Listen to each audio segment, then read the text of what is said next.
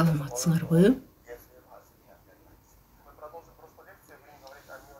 Биз улантабыз Кудайдын ырайымы жөнүндө. Биз ушу Иса Машаяктын насаат сөзүн укканда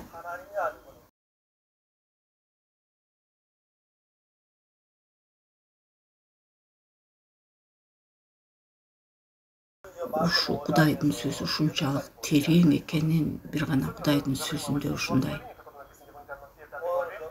Матай жазган жакшы кабарда 5-бөлүмдө жүрөгү таза адамдар жөнүндө. Жүрөгү таза адамдар. Бул эмне? Таза, жөнөкөй. Мен ушу биринчи жолу Африкага барганда, мен лагерден кийин мен ушу студенттер менен баарлашкам.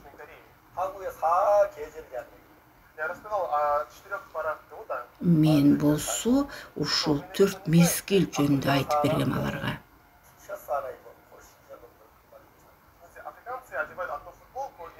Анан ушу Африкада жашаган студенттер бир гана футболканы кийип алышып жүрөт.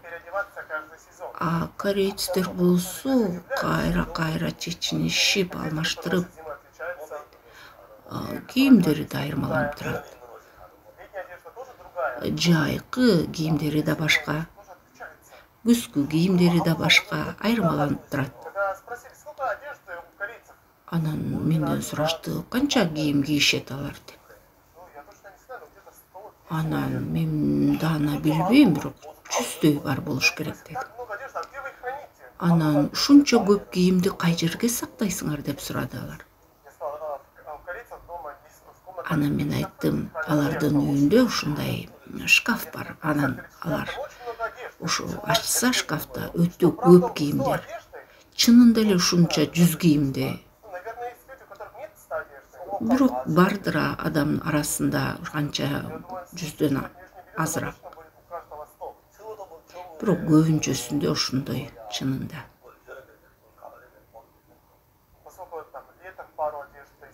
Анан жайкы, күзгү мезгилдер, анан кышкы, жаз мезгили. Бир гана адамдарда эмес, дарактарда дагы ушундай. Алар дагы ушундай кийимин өзгөртүп турат. Ооба, дарактарды алмаштырат. Күзгү мезгил келгенде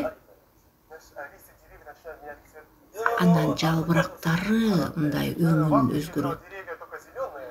Африкада көбүнчө дарактар жашыл бойдон экен. А күзгү мезгилде алар мындай алмашат да, өңүн. Анан күзгү мезгилде алар жалбырактар сары, бирок жакын арада эле ал жашыл болчу. Анан карасаң, ушундай күзгү мезгилде ушундай алтынга окшошуп ялтырап турат. Анан кийин акырындан алар деген кызарып, анан күрөң болуп, анан алмашып турат да. Анан кышкы мезгилде жакын алардын бардыгы түшүп баштайт. Анан ушундай чөп дагы ушуну куурайт. Анан кийин бир турган кичинекей кыз турганда анан ал ыйлап баштады. Анан мен ал кыздан сурадым, эмнеге ыйлап атасың сен деп. Ушунчалык биз Корея элин аябай аяп атам. А эмне үчүн?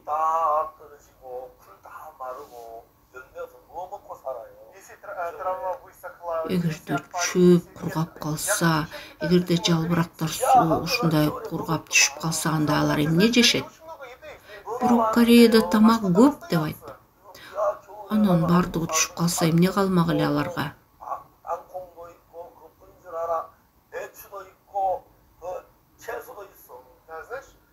Билесиңби? Анан деген капуста дагы башка көптөгөн нерселер бар Кореяда. Анан ал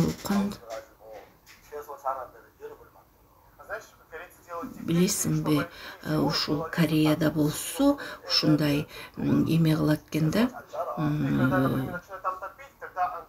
күнөс кана ушундай ошол жерде анан өсүмдүктөр жакшы өсөт экен да. Бирок чынын айтканда ошол күнөс канада көптөгөн ушул жашыл жемиштер өсөт. Анан ушул Африкадагы студенттерди караганда алар мага таза көрүнүшөт, ушундай жүрөктөрү.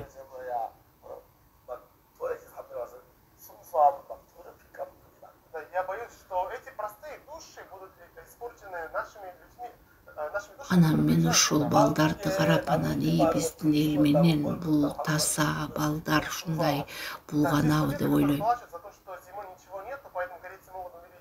Анан кээ бирлери ушинтип ыйлашып, ушу корейлер эмне жешет эгерде бүт жалбырактар түшүп калса деп ушундай ыйлап. Анан чынында ушул кыздын жүрөгүндө жек көрүү жокпу? Бар жек көрүү. Ооба, ошолордун Африкадагы балдардын жүрөгү тазадыр да. Бирок алардын жүрөгүндө дагы, Африкада студенттеринде аларда дагы ушундай бир жек көрүү, ушундай ыластык нерсе бар. Бирок мындай корейцтерге салыштырмалуу алардын жүрөгү тазараак. Бирок Адам атанын мурасынан төрөлгөндүктөн аларда дагы күнөө бар. Анан алар калп айткысы келсе дагы анын бардыгы ичинде сакталган, жек көрүү, текеберчиликтин бардыгы ичтеринде сакталган. Бирок таза, жүрөгү таза адамдар деп кимди айтат? Анан эмне кылыш керек жүрөк таза болуш үчүн? Анан биздин жүрөгүбүздө ушундай караңгы нерсе, ушунчалык күнөө жок болуш үчүн эмне кылыш керек? Кандай адамдардын жүрөгү таза болот? Ыйык китепте жазылган, Матайда жазган ушул жакшы кабарда 5-бөлүм 8-жырда жүрөгү таза адамдар бактылуу, анткени алар Кудайды көрөт деп жазылып турат.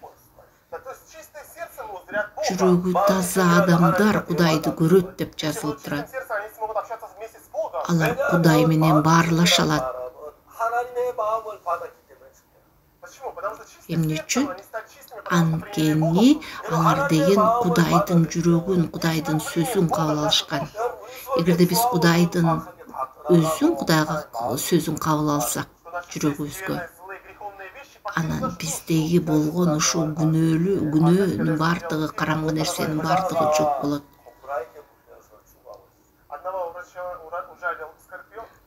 Анан бир кишини ушулдай чаян чакканда, анан анын туугандары ошол доктурга келишкен да, көрүшкөнү тууганын. Бирок аны эч нерсе кылбастан жөн эле таштап койгон, карабай. Анан туугандары сураган, эмнеге силер муну дарылабастан таштап койдуңар? А эгерде өлсө эмне болот? Анан бирок алар айтышканда, ошол жердеги дарыгер, анан кимди ушул жылан чакса, уулуу жылан, ал бир гана жол бар. Ал ошондой адамдын канын алыш керек. Бир убакта ошол жылан, ошол уулуу жылан чаккан. Анткени анда ушундай иммунитет пайда болот да. Анан ага уулуу жылан чагып туруп, анан бирок ал аман калганда, анда деген ушул иммунитет болуп калат экен да. Ошондой адамдын канын алганда уулуу жылан чаккан адамдын канын алып туруп, ушул уулуу жыланга иммунитет пайда болот экен. Анан жанагы уулуу жылан чаккан ушул уусу адамга кирген. Бирок ал адамда ошол ууну жеңгенге ошол иммунитет жок болгондуктан, бирок бүт ошо адамдагы болгон күчтүн бардыгы ошол ууну жеңгенге мындай жумшалат. Бирок эч нерсе жардам бербейт. А кандай жол менен ошо иммунитет пайда болот? Мурдагы чаккан адамдын ушул уулу жыланда, ал адамда иммунитет болуп калган адамдын канын алып туруп тиги адамга куйганда гана аман калат.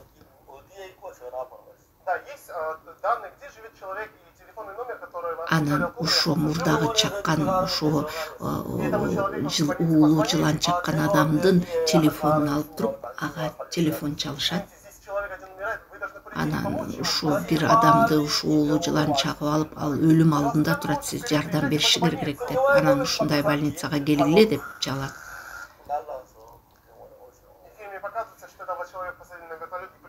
Анан кийин аны вертолетко салып, анан ал адамды алып келет да.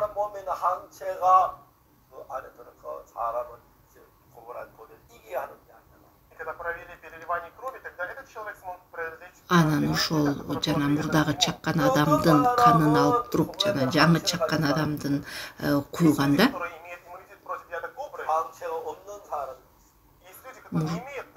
анан мындай адамдар бар, иммунитети бар, жана иммунитет жок адамдар бар.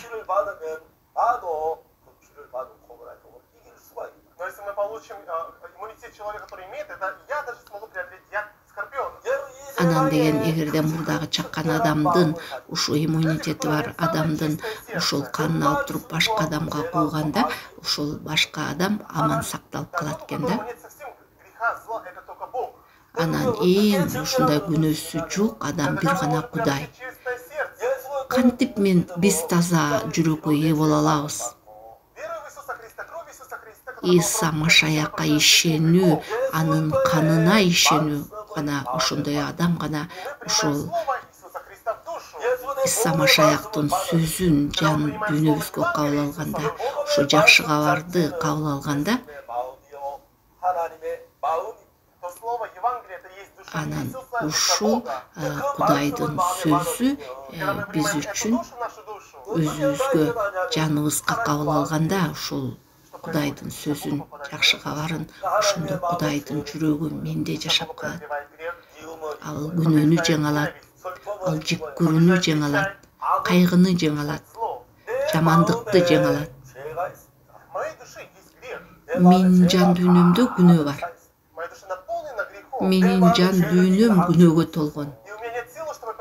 Менде күч жок ушул күнөөнү жеңгенге. Ушул мендеги жашаган күнөө ал мени жетектеп жүрөт. Бирок Кудайдын жүрөгүндө ошол күч бар, ошол күнөөнү жеңе турган. Качан Кудайдын ыйык жүрөгү менде жашап калганда, Кудайдын ыйыктыгы менде жашаганда күнөөнү жеңген, мендеги болгон ушу жек көрүүнү жеңген. Биздин күнөөлөрүбүз аппак кардай болуп айланат. Ким жүрөгү таза адамдар? Эмне күнөө кылбаган адамдарбы? Жакшы иш кылган адамдарбы? Анан бир өзүнчө чынчыл болгон адамдарбы? Калп айтпаган адамдарбы?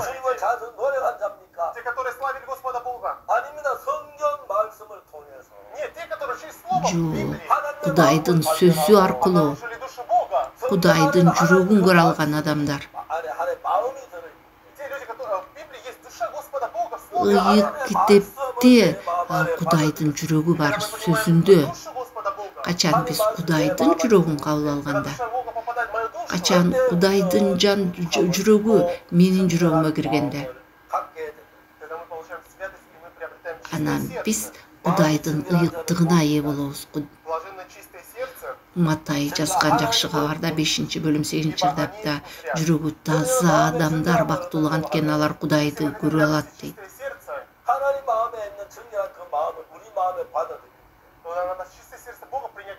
Кудайдын таза жүрөгүн биздин жүрөгүбүзгө кабыл алганда, мындай айтканда Кудайдын сөзүн кабыл алуу аркылуу көптөгөн адамдар ыйык китепти окуйт. Ыйык китепти окугандан кийин алардын ичиндеги өзүнүн ушул ойлору Кудайдын сөзү менен күрөшүп баштайт. Бирок адамдар көбүнчө өзүнүн оюна ишенгенге аракет кылат Кудайдын сөзүнө караганда. Нухтун учурунда айтылган Кудай ушу сел менен соттойт адамды деп. Бирок көптөгөн адамдар угушкан ушу сел болорун.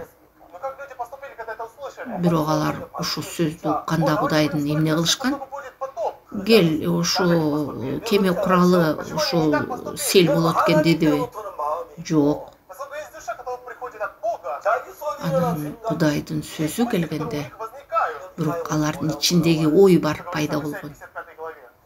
Ишая 55-бөлүм 8-жылда менин ойлорум силердин ойлоруңар эмес деп турат. Силердин жолдоруңар менин жолдорум эмес дейт Кудай. Чынында ошондой. Биздин жан дүйнө ушундай бир өзгөчө бир ушундай калыптанганда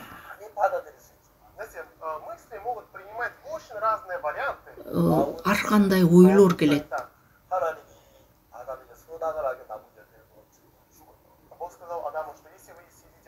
Адам атага эмне деп айткан? Эгерде силер ушул дарактын жемишинен, жамандык менен жакшылыкты тааныган дарактын жемишинен жесең өлөсүң деген. А бирок шайтан эмне деген? Жок, өлбөйсүңөр деген. Силер жеген күнү көздөрүңөр ачылат деген. Силер Кудайдай болуп жакшылык менен жамандыкты таанып каласыңар. Адамдын жүрөгүндө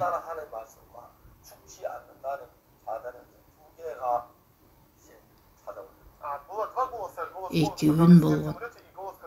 Анан өлөсүңөр, анан деген экинчиси болсо, жок, Кудайдай болосуңар деген. Адам атта экөөнү тең кабыл ала албайт. Кудай айтып атат, сен өлөсүң жеген күнү деп атат. Жок, өлбөйсүңөр, силер Кудайдай болуп каласыңар деп.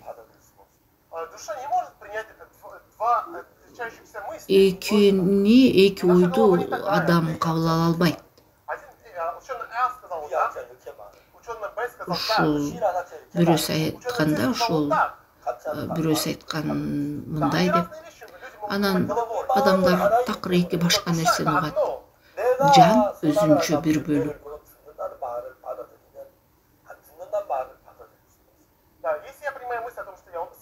Эгерде мен ушундай ойду кабыл алсам, өлөсүңөр ушуну жеген күнү дегенде, анда өлбөйсүңөр дегенде мен кабыл ала албайм. Эгерде адам Кудай айткан сөзгө өлөсүңөр дегенди кабыл алганда, анда өлбөйсүңөр деген сөздү кабыл ала алмак эмес.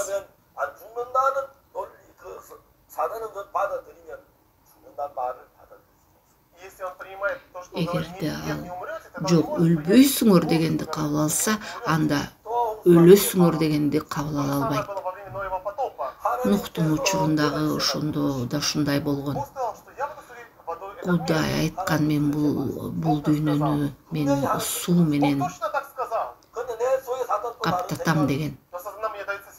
Бирок шайтан башка ойду салып турат. Жок, болбойт сел. Анан ушунчалык жамгыр жаамак беле. Анан бир аз жайдыр, анан токтоп калаттыр деген. Алар такыр Кудайдан айырмаланган ойду кабыл алган. Анан ушу Кудайдын сөзүн таштап туруп, анан алар деген ойдогун кабыл алган. Анан Нухтун учурундагы көптөгөн адамдар өлгөн. Азыркы учурда дагы көптөгөн адамдарда ушундай болуп атат. Биз Кудайдын сөзүн кабыл алып, анын ыйык китепти окуп, бирок менин жан дүйнөмдө Кудайдын сөзүнөн айырмаланып турган нерсе бар. Кудайдын сөзүн кабыл албаганга. руханий жашоодо ушул нерсе мындай тоскоолдук берип турат да. Биздин жан дүйнөбүздө өтө көп туура эмес нерсени жаратат.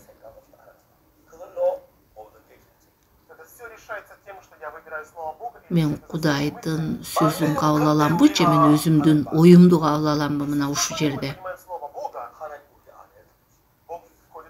Эгерде Кудайдын сөзүн кабыл алсам, Кудай менде жашап баштайт. Биз таң калыштуу адамдардай болуп ушул. Эгерде биз шайтандын айткан сөзүн кабыл алсак, анда шайтандын үнү Кудайдын сөзүнөн мындай баш тартканга түртөт. Андай адам шайтанды тарапта турган адам. Китепте окуганда качан Иса Машаяк жерге келгенде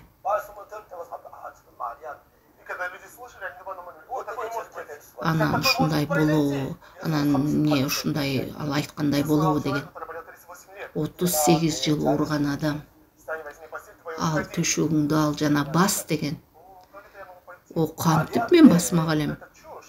Бардыгы кал. Менин бутум соолуп калган. Бул мүмкүн эмес. Яирдын кызы өлгөн. Туугандары кыз өлдү деген. Анан кереги жок мындай Исаны алып келиштин. Ал кызың өлдү деп. Иса эмне деп айткан? Коркпогунум, бирок ишен деген.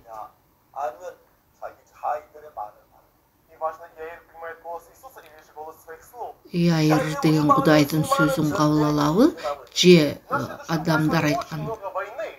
Биздин жан дүйнөдө мындай согуш болот да. Шайтан салган ойлор бар.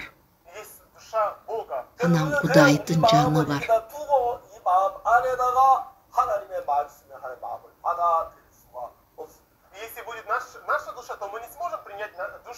Эгерде биз өзүбүздүкү болсо, биз Кудай айткан сөздү кабыл албайбыз. Анан тобо кылгыла, анан жакшы кабарды кабыл алгыла деген. Биз өз ойлорубуздун бардыгын таштап, биз өзүбүздүкүн барын таштап, жөн эле Кудайдын сөзүн кабыл алыш керек. Качан Кудайдын сөзү менде жашап калганда, анан ушул нерсе иштеп баштайт. Бардык мендеги болгон жан дүйнөмдөгү күнөөнүн бардыгын кууп чыгат. Мен күнөөдөн бошонуп, эркиндикке чыгат менин жаным. Күнөөдөн эркиндикке чыгат. Анда менин Кудайдын жүрөгү мени башкарып, менин жашоомду башкарат, менин жан дүйнөмдү башкарат. Жүрөгү таза адамдар бактылуу. Анан жакшы иш кылгандар жүрөгү тазалар эмес. Чыныгы таза жүрөктөр, өздөрүнүкүн таштап Кудайдын сөзүн кабыл алган адамдар. Кайсы адамдар аркылуу Кудай иштеген?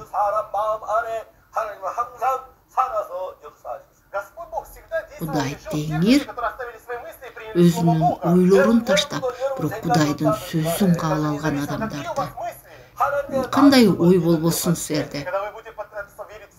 Качан силер Кудайдын сөзүн кабыл алганда, менин ойлорум менен Кудайдын сөзү айырмаланып турат.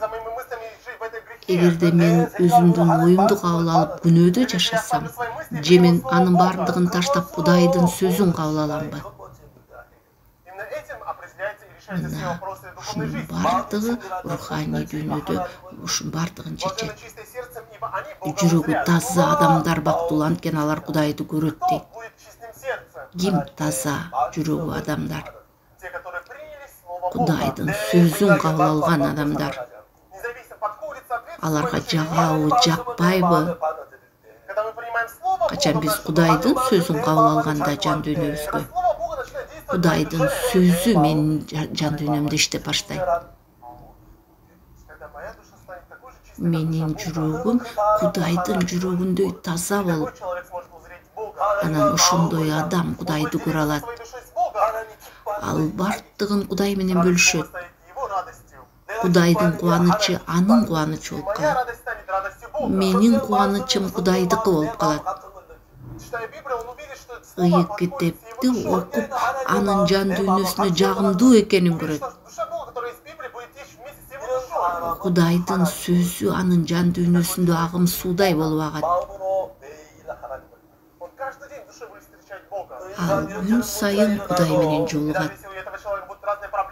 Кандайдыр бир кыйынчылык болбосун ал адамда. Анын кыйынчылыгы ал өзүнүкү болбой Кудайдыкы болуп калат. Анан ошол кыйынчылыктарды ал өзү чечпестен Кудай чечип баштайт. Ал куугунтук болсо деле ал кубанат.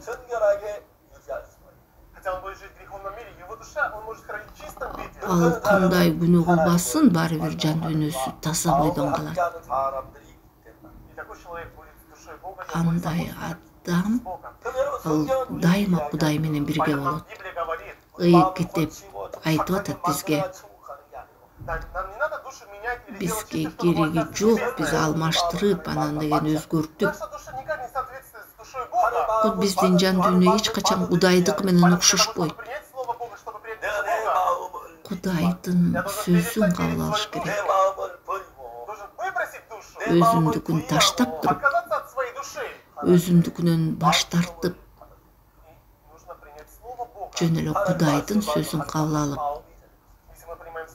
Эгерде биз Кудайдын сөзүн кабыл алсак, биз Кудайдын өзүн кабыл алабыз. Ошол учурдан баштап менин жан дүйнөмдү Кудай өзү жетектейт. Анан биз Кудайдын кубанычын көрө алабыз. Кудай бизге ырайым кылат. Рахмат. Жолукканга чейин жакшы калгыла.